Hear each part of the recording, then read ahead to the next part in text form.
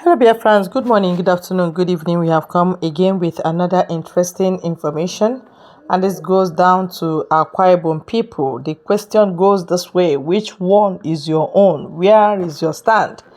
You are neither here nor there. You are neither hot nor cold. You would support Biafra liberation. You will not even say no. You are not part of it. Which one is your own? This message is coming to you from your own brother. If you are an Akwa Ibom person, please, I know you will understand your own language. And the guy is very bright in mixing with English, and that's okay. So, Biafrans, this warning is going. Please help us to share to them. They should respond to us. We want to hear them officially respond that this is their own stand. Akwa Ibom is summer. Akwa Ibom in Oyum. Akwa Ibom in Ekeda.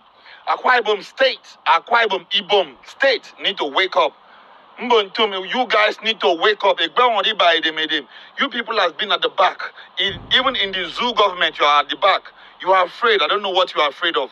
Hold our own town meeting. And you governor, okay, our own de facto in Ibom State. I mean the okay. Before I declare Biafra me, Mbontum, Akbena, Ibom, Governor Award in Yinidio in Yewobaru, and Yinibigi Nambo without consulting our elders, our people back home. We need to talk to our people back home so they can know what is going on and what we are up to. We need to see those things. We need to see what's going on the line.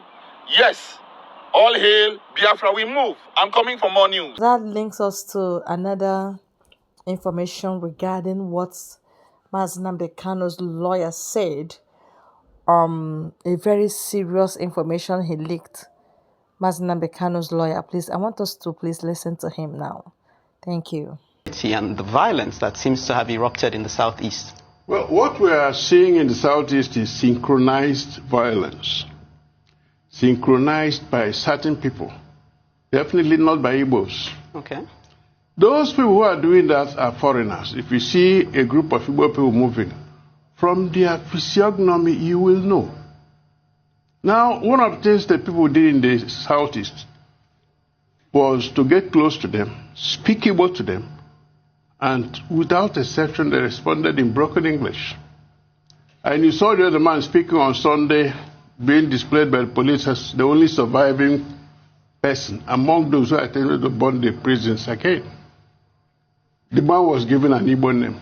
And when he spoke, he had a northern accent. But back to your question about what is really happening. In the past 2 years or more, the clamor for a president of Nigeria coming from the southeast has been on. And if you notice, up to the past 3 months, there was no problem in the southeast. 4 months. What happened? Suddenly, if you read some papers published in Abuja, you see Igbos are killing northerners. You call those in the south, they say, what are you talking about? It has nothing to do with any Igbo man or any northerner. What we are witnessing is a programmed action by some people to destabilize the southeast, indeed the whole of Igbo land, with a message: Igbo land is unstable. If you're unstable, how then can you produce a president? That is the real key in issue. The herdsmen have always been there. But if you notice, for the past 3 or 4 months, issue of the herdsmen had died down. Except in Ebonyi State, where up to last Sunday, the herdsmen were still killing people. But we cannot deny the fact that this destruction and arson attacks are taking place in the southeast region on security formations, on electoral body, INEC offices, and of course killing of the security officials themselves. So the question is, how does this make a call or a point for, or an argument for inclusion? If you say marginalization and inequity has been, the reason for this clamor, and some will say for the clamor of cessation, how do these arson attacks and killings and destruction make a point for inclusion? And who stands to benefit from these attacks? Why have they not gone? Why do they continue to recur, in your own opinion? First correction is this: who is doing the destruction? Exactly. Who is attacking police formations? Who is attacking the INEC? If you notice the targets, election conducting body, security body. In the first place, Igbos are not destroyers. Igbos are builders. Since the end of the war, the federal government has not been building police stations in the Igbo land. Every structure you see there, apart from the old prisons in the world, which was built in the 1950s, is the result of the contribution of people. I'll give you an example. I come from a human Bano local government of Imo State. Recently, the police divisional quarters was destroyed, I think 2 or 3 weeks ago. What most people don't know is that building was built by the community, Nso community, and donated to the police last December. So why will the people who built turn around to destroy? For what purpose?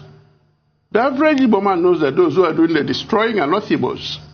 The special squad of security men sent by federal government are also not Igbos. Okay. So it's a case of the policemen will come, shoot into the air, stray bullet will land on people. And then the unknown gunmen will move around in brand new Hilux trucks. Shoot into the air, with faces covered. Once in a while, people will get close and do like this, and then they take closer look at them. So if you say the Igbos are not destroying, who then is carrying out these attacks? The unknown gunmen. It is not by accident that they call them unknown gunmen. That's why I said, if you go to Alaba today, you know there's an Igbo section. If you see there, from the physiognomy, you say these are Igbos. If you turn towards the right, you see Alaba Rago. That's where the Hausa traders are. You also see their physiognomy. If I go to Jankara Market here in Lagos, you don't need to be told these are Yorubas.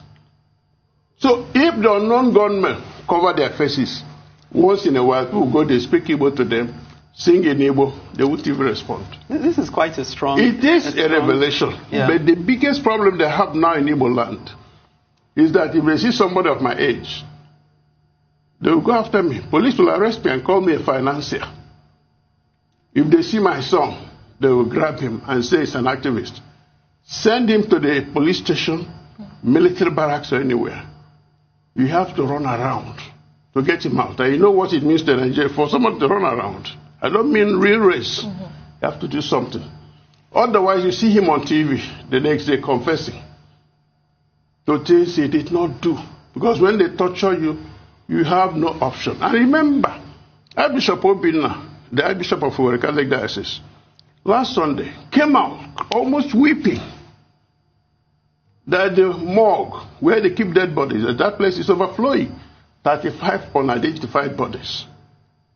The Nigerian Bar Association came out and said, we have set up a unit to liaise with the police commission. That's how they have been able to rescue some people, including the man who came from Bayelsa, who was going to buy a casket for his father-in-law's burial. The one was grabbed and displayed on TV as a high-ranking chief. Permit me to just interject, because you're making strong assertions, and we wonder why this hasn't come to light in a more public forum. But let me just ask, what we do know, though, is that there was I'm glad you said you're from Imo State. Yes. There was a sit-at-home order, and it would seem that largely it was obeyed. So that would then beg the question, who is in charge? You know, we want to bring up the issue of IPOB because they've made certain assertions. And then we want to ask the question as well regarding Imo State. It's hard to put this. There have been assertions by people in Imo State that since the current governor came into being, that Imo State hasn't known peace. So suggesting that his coming in as governor has also triggered some of these violent attacks. What's your take on that? Let me take them one by one. Issue of sit at home. To observe a day for our departed brothers, those who died during the war, has been on since 1970. So it depends on the government of the day to make it a focal point. No, I'm talking about how it was enforced. There was intimidation behind it. No, there was no intimidation. Listen, what you saw was what we call a charade. Some people wear black and red and be moving around. You think they're Igbos, they're not Igbos. That's the point I was making. The unknown gunmen are not Igbos. As for Day of Mourning, it's observed every year. You have seen the one of 30. September 9, some people will also observe their own. They don't make noise about it. They just call their own Yom Kippur. We call our own mourning our dead. 2, IPOB is what I call a phenomenon that has risen because of injustice, because of lack of fair playing ground, because of arrant discrimination. Now, nature abhors vacuum. So whenever there is this kind of lack of inclusiveness, grumbling will come in. All it takes is somebody to harvest that you're grumbling and say, this man is doing something bad. Let's see what I can do. Believe me, the average person will join. On the issue of the governor, I better leave it at that. Is the governor in charge of any security force there? No. If he says something negative, they'll go against him. You know where he lives in Owerri? It's called the fortress. On one side is Army Chief's house, Police Chief, DSS, Air Force. All of them live in a circle. And the police headquarters and the prisons that were just burned down, you just opposite them. Okay. CCTV showed all those who do the attacking. Do you know that till today, none of these groups I mentioned ever produced a CCTV? And I mean, a lot of people watch will be wondering, why is nobody being brought to book? Where are the perpetrators? But in the absence of state police, we've seen vigilantes across the country, states having to form their own vigilantes, and as well as regional security. Same as the Southeast with Ebube Agu. They don't seem to be making much headway. What have the governors got wrong when it comes to security of their states and, of course, the region, Southeast in particular now? Well, I don't want to call it intimidation from Abuja. I also don't want to call it timidity of the governors. No.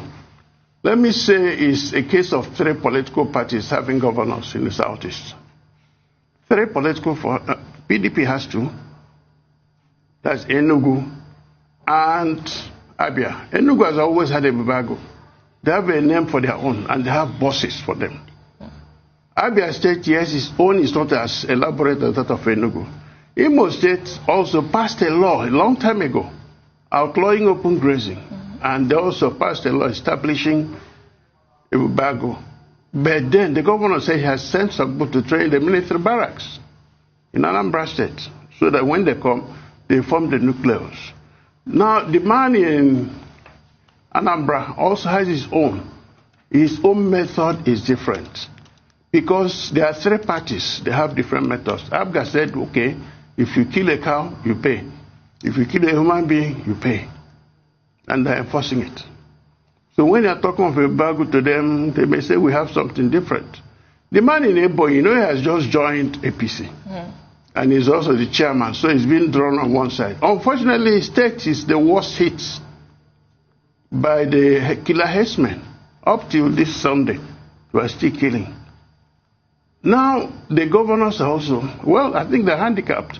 But remember this, there are killings all over the country, in all the zones. And in terms of number, in terms of statistics, Kanu'S State has had more people killed or kidnapped than the whole of Southeast and South put together. Yeah, the IG of police, when he came, he said, I'm concentrating on Southeast and South. In other words, they know what they're doing. So those special squads sent to Imo State because of this crisis, are they putting anything together? Their job is to go and block the road. I saw them. I was there Saturday before last. For me to pass, all the roads were blocked in the city. For me to go to the airport, I had to call one man. When I noticed his less unfriendly appearance, I said, I just joked. He said he was an Ishan man. I said, Ishan Wayo? He laughed. He said, Ishan. I said, okay, Oba talk where he said, he relaxed. He said, Oga pass. That's how I was able to go to the airport. The next day, being Sunday, Golak was killed. The insecurity there is there, but it's artificial. Okay. You seem to be blaming, sorry, you seem to be blaming everyone else, particularly the federal government, except for those in the region. Because we are not destroyers. The average Igbo man is a builder. That Owerri airport was built, started by this Ambaku, with people contributing 1 naira. Everything you have in Imo State was built by the people, not by the government. Okay, let me just bring this in because God will bless this lawyer because he's a very good Igbo person. He's not a bigot. He's saying the truth. Igbos are builders. They are not destroyers. I tell you. So whenever you see it seems that Igbo region is being destroyed, know that it is being orchestrated by outsiders that are not Igbos. You understand? Enemies. They are the ones doing this. But that notwithstanding, that's why information is important. Listen to what you don't know so that you will learn. That's exactly how people are misconstruing us in the Southeast. Please help us to share and get this information viral so that people will hear and understand where we are and what is actually happening in Igbo land. Thank you very much and God bless you all.